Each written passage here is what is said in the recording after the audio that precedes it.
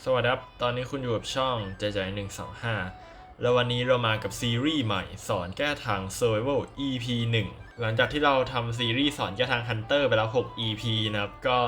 มี Hunter หลายคนต้องการให้ผมทำคลิปสอนแก้ทาง Survival ด้วยงั้นก็จัดไปแต่บอกไว้ก่อนว่าผมไม่ได้หาฟุตเทจ Survival ทุกตัวละครนะเพราะถ้าหามาเนี่ยบอกเลยว่าคลิปนี้คงจะไม่ได้ลงครับภายในปีนี้ฉะนั้นเราจะทำเป็นแนวพอดแคสต์ไปทีละตัวแล้วกันซึ่งผมขอซอยย่อยเป็น3 EP ครับ EP ละ2หน้าแล้วกันนะครับฉะนั้นเรามาเริ่มกันตัวละครที่1กันเลยดีกว่าตัวละครแรกด็อกเตอร์นะครับหรือว่าหมอของเรานั่นเองเป็นตัวละครที่เรียกได้ว่าน่าจะโกงเป็นอันดับต้นๆของแพทนี้แล้วนะครับแต่ว่าเดี๋ยวแพทหน้าก็โดนเนิร์ฟแล้วแต่ว่าไม่เป็นไรเราจะพูดไปเลยแล้วกันเพราะว่ามันคล้ายๆเดิมครับมันไม่ได้ปรับอะไรเยอะวิธีการแก้หมอเนี่ยต้องดูที่ตัวละครฮันเตอร์ที่เราเล่นนะถ้าตัวละครฮันเตอร์ที่เราเล่นมันมีสกิลหลักๆคือการตีธรรมดาแบบเนี้ยอย่างเช่นพวกเกอิชาเสมียนแบบเนี้ยคุณจะโดนหมอเชิงไม้แล้วก็ฮิวชิวๆเลยครับก็คือจะโดนฮิวแบบเรื่อยๆแล้วถ้าเกิดมีคนซับสักคนหนึ่งแบบเนี้ยบอกเลยว่าเอาหมอลงยากมากเฟสแรกอาจจะใช้บิงตบได้ครับแต่เฟสถัดไปแบบเนี้ยแบบเฟส2แบบเนี้ยอาจจะโดนยื้อนานจนเครื่องจุดเลยก็ได้ฉะนั้นแนะนำว่าถ้าเกิดมีคนซับเนี่ยอย่าไล่และฮันเตอร์ประเภทอื่นล่ะตัวละครที่สามารถกระตุ้นหมอให้หมอไม่สามารถยืนนิ่งๆได้อย่างเช่นพวกลีโอแอนอะไรพวกเนี้ยอันนี้เราก็สามารถตัดสินใจไล่หมอได้นะถ้าเกิดว่าเราคิดว่าตัวซับที่เซอร์หยิบมาตัวอื่นเนี่ยไม่ได้ซับโหดมากจะไล่ก็ได้อะพอมีโอกาสแต่ถ้าเกิดตัวซับสัก2ตัวเนี่ยผมก็ไม่แนะนำแล้วล่ะถ้าตัวซับตัวเดียวพอว่าแล้วก็ถ้าเกิดโดนหมอมาซับใช่ไหมหรือหมอมาดึงแบบเนี้ยแนะนำว่าถ้าเกิดเราไม่คิดจะตีหมอให้ล้มอ่ะไม่ต้องตีเลยก็ได้นะรอหมอช่วยไปเลยแต่ถ้าตีหมอไปแล้วเนี่ยแนะนำว่าต้องเบิ้ลเขาให้ล้มครับไม่อย่างนั้นนี่แบบเหมือนตีเมื่อยมืออ่ะเสียเวลาเปล่าๆแต่มันจะมีฮันเตอร์อยู่ตัวหนึ่งครับที่สามารถไล่หมอได้แบบสบายๆเลยนั่นก็คือโพลันนั่นเองใครเป็นเมนโพลันก็จะรู้ดีครับว่าเราไม่ได้กลัวหมออยู่แล้วเพราะว่ายังไงเราก็ตีตบทีเดียวล้มหมอไม่ได้ทำอะไรอยู่แล้วฉะนั้นก็ยกเว้นในแค่ตัวเดียวครับที่แบบไม่ต้องกลัวหมอเลยสักนิดตัวละครถัดมานะครับทนายตัวนี้ก็ฉายาพาฮันเตอร์วิ่งรอบแมปนะครับก็เป็นตัวละครที่ไม่แนะนำให้ฮันเตอร์ส่วนใหญ่ไล่เลยนะคือมันเป็นตัวปั่นที่ไล่ไม่คุ้มครับเพราะว่ามันจูบเก่งเกินส่วนใหญ่ฮันหลายคนก็คือไปไล่ตัวอื่นง่ายกว่าเยอะมีตัวละครหนึ่งอ่ะที่น่าจะพอไล่ทนายได้ก็คือเกอิชานะครับตัวละครที่สามารถตามทนายได้ไวๆเพราะว่าตัวนี้นี่มันฉีกแบบไกลจริงๆแบบฉีกแล้วหลุดเลยอ่ะแถมข้ามก็ไวนะครับโจ๊กเกอร์จะเชิงหัวจรวดก็ยากโดนก็ไม่เทอร์เลอร์อีกแบบเนี้ยคือเป็นตัวละครที่ถ้าเกิดเขาอยู่มุมดีๆแบบเนี้ยอยู่เรือหรืออยู่โรงพยาบาลแบบเนี้ยแนะนำว่าอย่าไปไล่รับทนายปล่อยมันไปเถอะแต่ถ้าทนายเกิดมุมที่แบบไม่ได้ดีมากถ้าเกิดตัวเราเป็นตัวไล่อย่างเช่นพวกโอเบร่าเกอิชาแอนอะไรพวกเนี้ยที่ไล่ไวๆหน่อยก็อาจจะไล่ได้ครับแต่ถ้าเราเป็นตัวที่ไล่กากอย่างเช่นไอวี่อูฉางอะไรก็ไม่แนะนำให้ไปไล่เลยครับบอกเลยว่าโดนวิ่งวนรอบแมปแน่ตัวละครถัดมาครับโจนตัวนี้ก็แก้ทางด้วยความแขนยาวครับถ้าเกิดฮันเตอร์เราแขนสั้นอย่างเช่นเกอิชาโอเบร่าอะไรแบบเนี้ยก็ไม่แนะนำให้ไล่นะครับต้นเกมแต่ว่าถ้าเลดเกมสกิลเต็มแล้วก็วัดกันได้อยู่อย่างตัวละครที่จะวัดโจนต้นเกมได้เนี่ยก็จะเป็นพวกปูช้างล่างขาวหมึกแบบเนี้ยหรือเสมียนก็พอได้อยู่ก็คือตัวละครที่สามารถชาร์จตีไกลๆเนี่ยคือการไล่โจนนะครับเราจะต้องชาร์จตีหันหลังนะครับแล้วก็หันหน้าไปตอนตีเขาแล้วก็หันหลังกลับมาหลังจากตีโดนเสร็จมันจะเป็นสเต็ปประมาณนั้นแต่ระยะแรกถ้าเกิดเรามีสกิลที่สามารถเดินมูนวอล์กได้อย่างเช่นกดเทเลพอร์ตแบบเนี้ยสามารถหันทิศทางอื่นที่ไม่โดนไฟฉายเต็มๆได้ก็ทำนะครับเราก็ต้องพยายามค่อยๆคลืบคลานไปใกล้ๆเขาเรื่อยๆนะครับแต่ถ้าเกิดมันเป็นที่โล่งแบบเนี้ยก็อาจจะลำบากหน่อยก็อยู่ที่ว่าแขนเรายาวแค่ไหนนั่นแหละถ้าแขนเรายาวเราก็เกี่ยวแผลเขาได้ครับถ้าแขนเราสั้นก็อย่าไปหาไล่เลยต้นเกมแต่ก็มีอีกประเภทหนึ่งครับที่เราสามารถเชิงสกิลแบบระยะกลางๆได้คือไม่เข้าใกล้เขาเกินอ่ะแต่ก็ไม่ได้ออกเกินอย่างเช่นแมรี่แอนอีทากวาแบบเนี้ยพวกตัวพวกเนี้ยถ้าเกิดว่าเราใช้สกิลในระยะที่เหมาะสมแบบไม่โดนไฟฉายใบซะก่อนอ่ะก็มีโอกาสเก็บแผลได้สูงครับแต่ว่าต้องวัดเชิงกันว่าเรากับโจนใครจะคมกว่ากันนั่นเองตัวถัดมาเอมม่าตัวเนี้ยมาคนเดียวก็ไม่น่ากลัวอะไรครับก็แค่รอเกาะหมดค่อยตีก็แค่นั้นเองแต่ถ้าเกิดว่าเอมม่ามากับคาร์บอยฟอร์เวิร์ดหรือตัวอื่นๆอีกบอกเลยว่าน่ากลัวมากเพราะบางทีเซอร์เขาเล่นคอ4ครับแล้วเขาจะทำสูตรเอมม่าพังเก้าอี้ดิ้นไว3ขั้นแบบเนี้ยถ้าเล่นคู่กับคาร์บอยอีกนี่แบบโคตรน่ากลัวเลยผมเคยเจอมาแล้วและเชื่อว่าฮันเตอร์หลายคนจะเคยเจอครับกับการที่เซอร์วิ่งไปล้มขอบแมปแบบเฟสท้ายแบบเนี้ย แล้วมี M5 กับคาร์บอยมาลุมซับจนอีกคนนึงปั่นเครื่องจนเสร็จทันอ่ะก็วิธีการรับมือง่ายๆคือการอัพเปิร์กครับมันจะมีเปิร์กอุ้มนานอยู่คือเราสามารถวางขึ้นวางลงได้หลายรอบมากกับอีกอย่างหนึ่งคือการที่เราไล่ตบคนซับทั้งหมดหรือเปลี่ยนไปโซนเครื่องเลยซึ่งอันนี้บอกเลยว่าเหนื่อยมากผมเคยทำอยู่บางครั้งก็ทำได้บางครั้งก็ทำพลาดนะคือมันต้องแก้ด้วยการไปโซนเครื่องแทนนั่นแหละหรือไม่ก็ถ้าเกิดเครื่องขาดเยอะจะตบตัวซับให้ล้มหมดก่อนก็ได้เหมือนกันแต่ถ้าดีที่สุดครับก็คือไล่ตบเอมม่าคนแรกนั่นแหละโอ้โหตัดปัญหาได้เลยอ่ะแต่คือบางทีเอมม่ามันก็ไม่ได้ไล่ได้เร็วขนาดนั้นเนี่ยแล้วก็เราก็ใช่ว่าจะเกิดใกล้เอมม่าด้วยแต่ก็การปัญหาในอนาคตครับไล่ตบเอมม่าก่อนคนแรกจบตัวถัดมาเมจิกเชียนตัวนี้ก็เบสิกครับไม่ค่อยมีอะไรมากวิธีการแก้ทางก็คือชาร์จ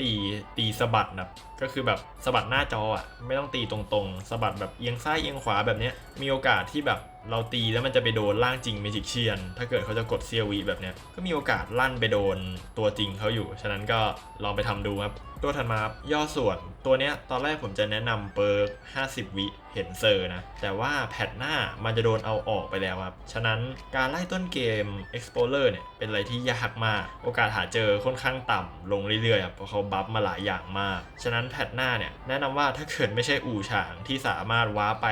เจอตัวได้ทันทีแบบเนี้ยไม่แนะนำให้ตามหา Explorer เท่าไหร่หรือแบบ Ivy อยู่เนี่ยIvy จะได้อยู่หรือแม่งูก็พอได้ถ้าตัวอื่นผมไม่แนะน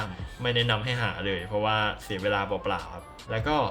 ตอนเฝ้าเก้าอี้เนี่ยก็ต้องระวังนะครับ Explorer หลายคนพกไถอาจจะแอบมาดึงจากทางไหนก็ได้ระวังดึงฟรีไว้ก็พอตัวถัดมาเมอร์เซนตัวนี้ก็ไม่มีอะไรยากครับมันเป็นตัวช่วยใช่ไหมเราก็แค่พยายามเบิ้ลมันให้ได้ก็พอเพราะว่าเมอร์เซนเป็นตัวที่หิวช้ามากถ้าเกิดเราฝากแผลเมอร์เซนได้เยอะๆทำเขาล้มได้เนี่ยมันเรียกว่าจะตัดเขาจากเกมได้นานประมาณหนึ่งเลยครับแล้วก็เมอร์เซนเนี่ยต้องระวังอย่างหนึ่งคือถ้าเกิดเราเข้าไปประชิดเขาแล้วเนี่ยแล้วเราตีเขาไม่โดนแบบเนี้ยเขาจะแดดปอกแขนส่วนไปดึงฟรีได้ครับอันนี้ต้องกะดีๆถ้าเกิดเราจะเสี่ยงแต่ถ้าตัวเราเฝ้าเก้าอี้ไม่เก่งเนี่ยแนะนำว่าก็ไปยืนอยู่หน้าเก้าอี้รอจ่อตีเทอร์เลอร์อาจจะดีกว่าครับตัวถัดไปครับ Coordinator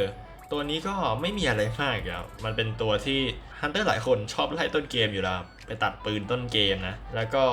เผื่อใครไม่รู้สกิลฮันเตอร์หลายตัวสามารถป้องกันปืนได้นะครับหรือว่าหลบเหลี่ยมกำแพงให้ปืนไม่โดนก็ทำได้เหมือนกันอันนี้อยู่ที่เชิงการเล่นเลยแล้วก็สกิลเพลย์เอาเป็นว่าลองไปหาดูนะว่าตัวละครเมนของเราเนี่ยมีสกิลไหนบ้างที่มันสามารถบล็อกปืนได้ยกตัวอย่างก็เช่นปลาหมึกนะครับสามารถเศษหนวดออกมากันได้แบบเซี่ยววิเลยหรือกาลาเทียก็ใช้ลูกปั้นกันได้เหมือนกันหรือลีโอก็สามารถใช้ลูกไฟกันได้อันนี้ก็แล้วแต่ตัวละครฮันเตอร์ที่ท่านผู้ชมเล่นนะครับตัวถัดมา Princeton ตัวนี้เรียกได้ว่าวิธีการแก้ทางที่ดีสุดครับก็คือแบนคือถ้าเกิดมันเป็นแมปใหญ่แบบเนี้ยผมแนะนำว่าก็น่าแบนครับ Princeton หนึ่งในตัวที่แบบสามัญประจำบ้านอ่ะฮันเตอร์ตัวไหนก็ไม่น่าจะมีใครชอบเพราะว่าตัวมันเป็นตัวที่ซับดีมากสามารถสร้างจุดเล่นให้เพื่อนได้เยอะมากๆครับแล้วก็เชื่อมแมปได้ด้วยคือถ้าเกิดตัวเราไม่ได้มีสกิลในการเทเลพอร์ตอะไรพวกเนี้ยเป็นอะไรที่ลำบากมากนะครับการเจอ Princeton เนี่ยแต่ถ้าเราเจอก็แนะนำว่าไล่คนแรกครับเพราะว่า Princeton ต้นเกมเนี่ยไม่ได้ไล่ยากมากนะมี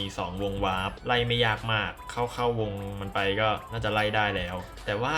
สิ่งที่ต้องระวังนะครับก็คือการเข้าวาร์ปส่วนของ Princeton บางคนชอบเข้าวาร์ปส่วนแบบเนี้ยนี่ก็ต้องอยู่ที่เชิงอยู่ที่ My Game นะครับหรืออีกอย่างหนึ่งคือการที่เขาเชื่อมวาร์ปใหญ่มาช่วยเพื่อนอันนี้แนะนำว่าถ้าเกิดเห็นมีวาร์ปใหญ่ใกล้ๆเก้าอี้ก็ควรจะไปพังก่อนนะครับก่อนที่จะมา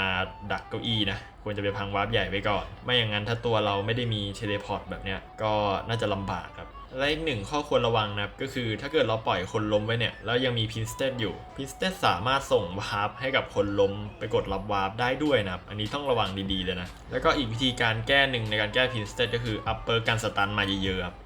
ตัวถัดมาแมคานิกวิธีการแก้ทางง่ายนะครับก็คือการเนิร์ฟไม่ใช่แมคานิกนะครับเป็นตัวละครที่ถ้าเกิดตัวเราไม่ได้ต้องการเก็บสกิลเนี่ยแนะนำว่าแบนไปเลยเพราะว่ามันเหมือนเรา 1v5 มีตัวละครหลายตัวมันจะคุมเกมยากนะครับมันแก้โซนได้แบบเนี้ยแต่ว่าแมคานิกวิธีการแก้ทางที่เห็นหลายคนใช้นะก็คือตีหุ่นสักครั้งหนึ่งครับไปไล่ตีหุ่นครั้งหนึ่งแล้วก็อาจจะเทเลพอร์ตหรือเปลี่ยนคนไล่ไปไล่คนอื่นต่อก็ได้เช่นเดียวกันกับอีกอย่างหนึ่งก็คือเราไล่แมคานิกสุดเลยแต่ตอนไล่เนี่ยพยายามตีให้โดนตัวแม็กอย่าให้เขาใช้หุ่นบล็อกได้ค คือถ้าตีโดนตัวเขาปุ๊บแล้วค่อยตีหุ่นแบบเนี้ยเขาก็จะเสียจังหวะแล้วเรามีโอกาสที่จะตามไปตบเขาต่อง่ายๆเอาเป็นว่าถ้าเกิดเราจะไล่แม็กเนี่ยก็ต้องชัวร์ว่าเราตีเขาเสร็จปุ๊บ2แผลตีหุ่นอีก2แผลเนี่ยเราจะไล่เขาได้ไม่ช้าเกินไปคือถ้าเกิดเราไล่เขาเป็น100 วิแบบเนี้ยผมบอกเลยว่าถึงไล่แม็กได้แม็กก็คุ้มอยู่ดีตัวถัดมา forward ตัวนี้ใช้สกิลเพลย์ค่อนข้างสูงครับมันมีหลายวิธีในการรับมือมากๆไม่ว่าจะเป็นการอัพเพิร์กการสตันที่นี้ต้องอัพทุกคนอยู่แล้วการสตันหมู่การสตันหลายๆอย่างเอาง่ายๆถ้าเกิดเรามีแต้มเหลือเนี่ยก็อัพการสตันไปเยอะเลยครับแล้วก็อันนี้แล้วแต่สกิลตัวละครด้วยบางตัวเนี่ยไม่ค่อยแพ้อย่างเช่นพวก Ivy แอนแบบเนี้ยไม่แพ้ forward หรอกถ้าตัวอื่นแบบเนี้ยมันต้องใช้ทริคนิดนึงครับอย่างเช่นพวกโอเบล่าเกชาเอาจริงเรามีอยู่2แบบคือวิ่งไล่ตบ forward ให้ล้มก่อนครับกับอย่างที่2คือพยายามวิ่งขู่เขาแล้วก็ใช้สกิลกลับมาอุ้มเซอร์เพราะถ้าเกิดระยะมันห่างพอหรือเราให้เขาจ่ายบอลไปแล้วเนี่ยคูลดาวน์เขาจะมาไม่ทันครับหรือชาร์จบอลมาเราก็จะกดวางทันมันก็ต้องเล่นหลายแบบอยู่แหละก็จะเป็นประมาณนั้นนะครับแต่ว่ามีตัวละครหนึ่งที่เราสามารถไปไล่ forward ต้นเกมได้เลยก็คือโจ๊กเกอร์นั่นเองครับตัวแก้ทางตัวถัดมา My Eye ตัวนี้นี่ไม่มีอะไรมากเลยนะจากใจ My Eye Tier S เราไปไล่เขาได้แค่นั้นพอคือถ้าเกิดเราคิดว่าเราไล่ My Eye ไม่ได้หรือหาเขาไม่เจอเราแค่เปลี่ยนคนครับไม่มีอะไรยากเลยตัวถัดมาน้ำหอมตัวนี้ก็แค่เล่น My Game กับเขาครับก็คืออาจจะกด E Mode กดตีและหันหลังแบบนี้ให้เขาจ่ายน้ำหอมไปหรือบางทีถ้า My Game ซ้อนแผนหน่อยก็คือหันหลังตีแล้วสะบัดกลับมาแบบหลอกว่าจะไม่ตีสุดท้ายก็ตีจริงแบบเนี้ยให้เขาไม่ทันได้กดน้ำหอมก็แค่เล่น My Game ครับเฉยๆเลยหลอกน้ำหอมให้ได้หรือถ้าเขากดน้ำหอมแล้วก็แค่รอครับรอเขากลับมาหรือรอน้ำหอมมันสิ้นสุดก่อนแล้วค่อยตีแค่นั้นเลยตัวละครถัดมาคาร์บอยครับตัวนี้ก็ในส่วนของคอมโบดิ้นไวเนี่ยก็ไปดูตั้งแต่ชาวสวนผมพูดไปแล้วใช่ไหมแต่มาดูตัวคาร์บอยเดี่ยวๆกันบ้างคาร์บอยเดี่ยวๆเนี่ยวิธีการแก้ไม่ได้ยากเลยครับแค่ดูมือเขาคือถ้าเกิดเขาสะบัดไอเชือกเนี่ยมาหาเราเราแค่กดวางแค่นั้นเลยการแก้แค่นั้นเลยครับจากประสบการณ์ที่ผมเจอคาร์บอย Tier S น่าจะไม่ต่ำกว่า10 คนเนี่ยผมบอกเลยว่ามันวางลงทันชิวๆยกเว้นแต่เขาจะฮุกวันแท็บนะซึ่งจากประสบการณ์ที่เจอ Tier S มาก็มีน้อยครับที่จะฮุกวันแท็บส่วนใหญ่ก็มาฮุกทีหลังเขาจะพยายามหลอกให้เราวางทำเป็นเหมือนจะฮุกแต่จริงๆไม่ได้ฮุกอันนี้ก็ต้องตาดีๆครับขอแค่มองให้ออกว่าแบบท่าไหนคือท่าฮุกจริงๆท่าไหนคือ E mode แบบเนี้ยแค่นั้นก็พอละกับอีกเรื่องหนึ่งคือถ้าเกิดเขาฮุกเพื่อนไปแล้วเนี่ยแนะนำว่าถ้าเกิดเรามีบิงให้บิงตบเลยครับบางทีเนี่ยถ้าเกิดเพื่อนเป็นผู้หญิงแบบเนี้ยคาร์บอยจะโดนตีทีเดียวล้มเลยนะส่วนถ้าเป็นผู้ชายดาเมจมันจะกระจาย2 คนนะครับตัวถัดมาแดนเซอร์ตัวนี้เนี่ยแนะนำว่าถ้าอยากจะไล่จริงๆก็แค่เคลียร์กล่องครับเหยียบกล่องให้หมดเลยคือแบบรับๆไปเหอะแผ่นไม้นู่นนี่นั่น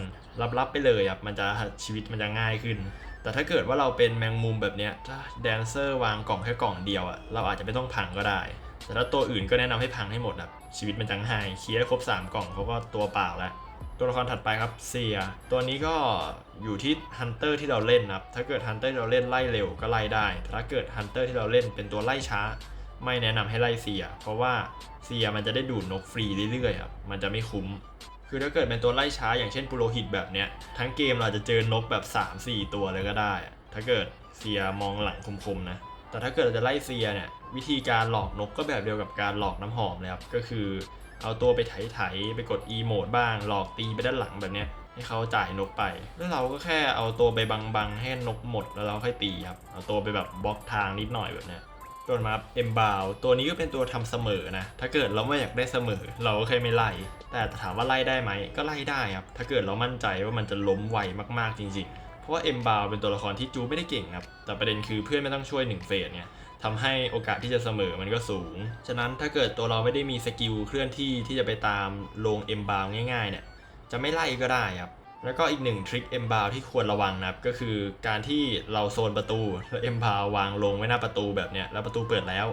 ถ้าเกิดเราตีเอ็มบาวล้มเนี่ยเอ็มบาวจะวาร์ปกลับลงใช่ไหมครับวิธีการแก้ก็คือตีเสร็จเราต้องรีบไปอุ้มแล้วก็รีบไปว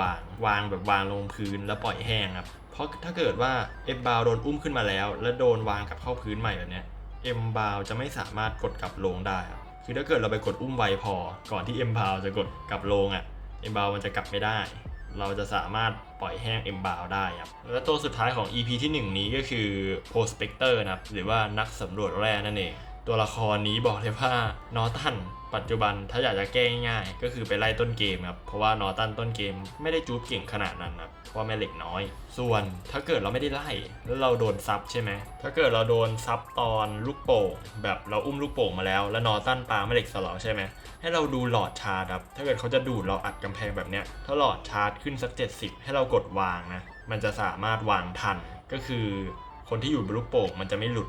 แต่เราจะโดนสตันเพราะว่านอร์ตันส่วนใหญ่จะแคนเซิลตอนนั้นไม่ทันครับจะไม่สามารถแคนเซิลแบบสับขั้วได้ทันแล้วก็วิธีการแก้อีกแบบหนึ่งก็คือตอนที่เราโดนซับขนาดที่กำลังไล่เป้าหมายอยู่ใช่ไหมอันนี้ก็พยายามเอาตัวไป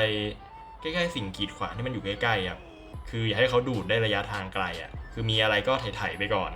ให้มันดูดติดเพราะว่ายิ่งเราโดนดูดมากระแทกใกล้แค่ไหนอ่ะมันยิ่งหายสตันไวอ่ะแต่ถ้าเราโดนดูดไปไกลๆแล้วสตันแบบเนี้ยบอกเลยว่าสตันนานมากครับนอร์ตันแต่ว่าเดี๋ยวจะโดนเนิร์ฟแล้วแหละก็จบไปแล้วนะครับสำหรับ EP แรกก็มาให้ฟีดแบ็กกันนิดนึงนะครับว่าอยากผมปรับตรงไหนหรือเปล่าหรือคอนเทนต์นี้มันดีไหมเพราะว่าตอนแรกผมคิด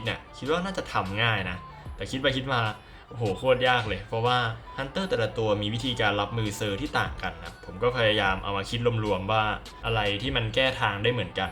ก็ถ้าเกิดคลิปนี้มันโอเคก็ฝากกดไลค์กันด้วยนะครับถ้าถึง100ไลค์เดี๋ยวผมมาทำต่อ EP 2แต่ถ้าไม่ถึงก็แปลว่าคลิปนี้อาจจะไม่ดีพออย่างฉะนั้นไม่ต้องสอนแก้เซอร์หรอกโอเคไปละเจอกันใหม่คลิปหน้าครับสวัสดีครับ